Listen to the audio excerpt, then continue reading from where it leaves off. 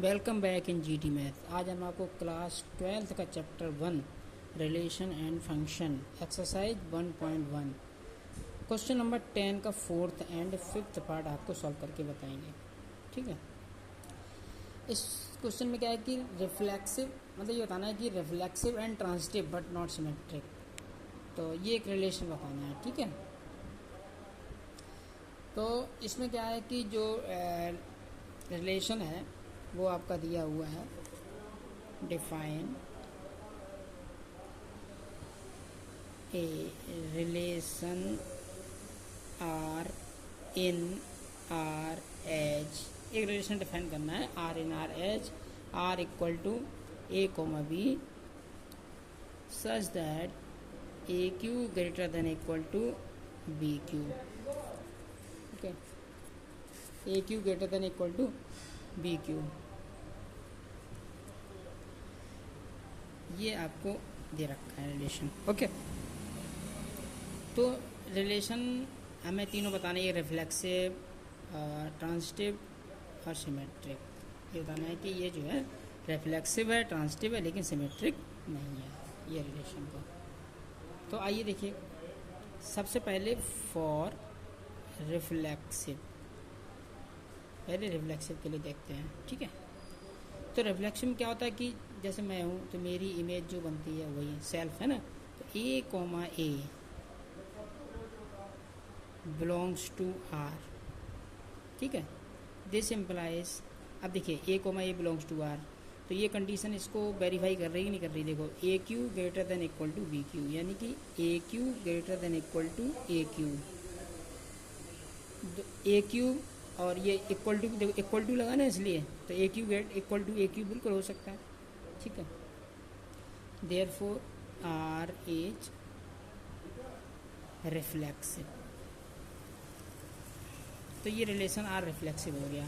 बस इतना बताना है रिफ्लेक्सिव में। ठीक है, अब आता है आपका सिमेट्रिक का, फॉर सिमेट्रिक। ठीक है, तो सिमेट्रिक में जैसे हमने ले लिया नाउ 2,1 बिलोंग्स टू आर, तो देखिए 2,1 बिलोंग्स टू आर लिया, तो ये A Q greater than B Q है ना, यानी कि this implies 2q greater than equal to 1q। 2 का क्यू 8, 1 की क्यू इक्वल ग्रेटर देन होगा, बिल्कुल होगा, तो ये कंडीशन फॉलो कर रही है। ठीक है, बट 1,2 सिमेट्रिक में क्या होता है, जैसे ए बी बी ए, 2 1 1 2 हैं एक दूसरे, इसको यहाँ कर दिया, इसको यहाँ कर दिया, तो 1 2 बिलोंग्स टू आर, ये बिलोंग्स टू आर होगा, नहीं होगा। पता है क्यों नहीं होगा, यहाँ कट लगा दो, क्यों नहीं होगा, इसलिए नहीं होगा क्योंकि जो 1 का क्यूब है वो ग्रेटर देन इक्वल टू 2 का क्यूब। क्या 1 का क्यूब 2 के क्यूब से बड़ा होता है? नहीं होता ना। ठीक, not greater than equal to, not greater than equal to हो गया ना। ठीक, तो 2 1 belongs to R but 1 2 not belongs to R, तो इसका मतलब ये सिमेट्रिक नहीं है। Therefore R is not symmetric, तो देखिए सिमेट्रिक का हो गया। ओके, अब आता है तीसरा कंडीशन आपका ट्रांजिटिव का, फॉर ट्रांजिटिव। ट्रांजिटिव करने के लिए, तो देखिए ट्रांजिटिव के लिए let A comma B comma B comma C belongs to R, A भी आर को बिलोंग कर रहा है, बी सी भी बिलोंग कर रहा है। ठीक है, दिस इम्प्लाइज का मतलब हो गया A Q greater than equal to B Q. ठीक है, एंड इसका मतलब हो गया B Q greater than equal to C Q. देखिए कंडीशन है ना A Q greater than B Q, तो जब बी और सी होगा तो B Q greater than C Q ही हो जाएगा। ठीक है, तो देखो ए क्यू बी क्यू से बड़ा है और बी क्यू सी क्यू से बड़ा है, तो इसका मतलब ए जो है वो सी क्यू से बड़ा हो जाएगा, हो जाएगा। This imply A Q greater than equal to C Q, बिल्कुल हो सकता है। ठीक है, A Q greater than C Q हो सकता है, ठीक है। तो this implies A comma C belongs to R, इसका मतलब ए सी आर को बिलोंग कर रही है। देयरफॉर आर इज कैसा हो जाएगा, ट्रांजिटिव, ठीक है। तो इससे क्या सोल्यूशन निकला, देखिए, रिफ्लेक्सिव हो गया, सिमेट्रिक नहीं हुआ और ट्रांजिटिव हो गया। हेंस रिलेशन आर इज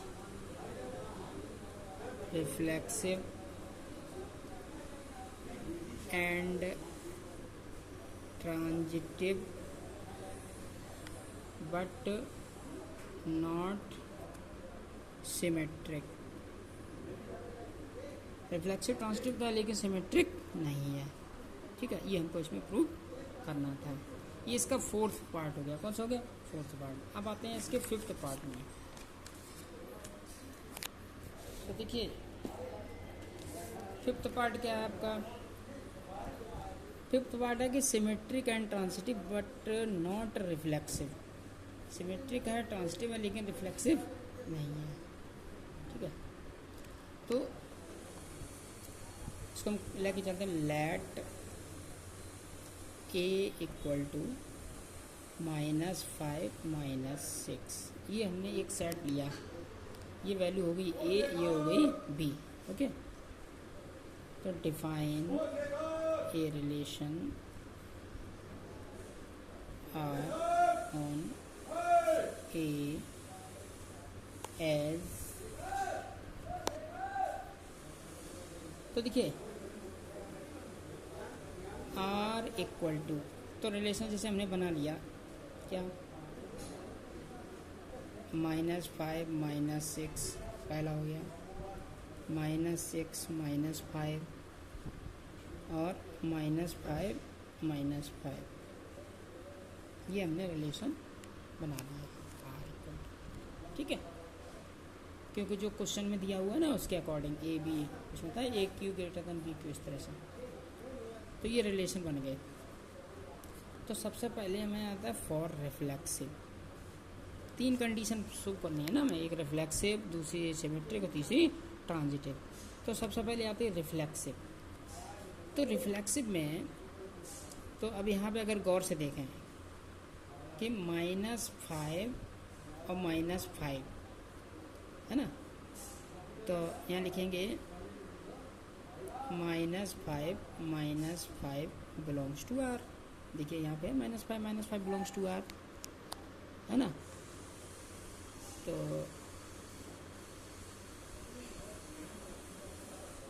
अब इसमें कंडीशन है कि -6 डज नॉट, ठीक है। तो रिलेशन आर इज -6, यानी कि -6 लिया हमने, -6 does not belongs to R. -6 इसमें नहीं है ना, ठीक है। ये लिख देंगे relation R is not reflexive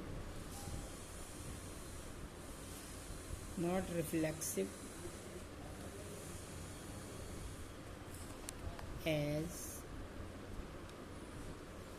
ठीक है, -6 does not belongs to R, ये हो, ठीक है। अब आता है फॉर सिमेट्रिक। तो सिमेट्रिक करने के लिए देखिए आर इज नॉट सिमेट्रिक, तो देखिए -5 -6 belongs to R, -6 -5 belongs to R, ये गिवन है ना। देखो -5 -6 belongs to R, -6 -5 belongs to R. तो आपको मालूम है जब जैसे A B belongs to R, B A belongs to R, तो इस कंडीशन में क्या होता है, लिख देंगे देयरफॉर आर इज सिमेट्रिक। तो आर सिमेट्रिक हो गया, आर इज सिमेट्रिक। ठीक है। अब तीसरा जो कंडीशन आती है आपकी, वो आती है ट्रांजिटिव होने की, और ट्रांजिटिव।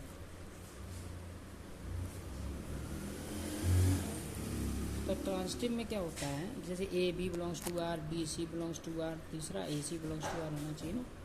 तो यहाँ पे -5 -6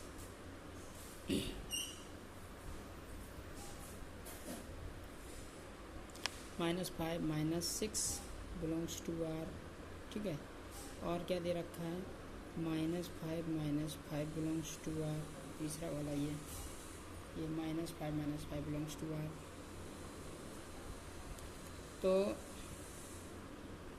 ये बिलोंग्स टू आर, ये बिलोंग, तो इसका मतलब क्या होना चाहिए, आल्सो -5, ये वाला ए और ये सी, जैसे ये ए बी हो गया, ये बी सी हो गया, तो ये ए और सी ये हो गया।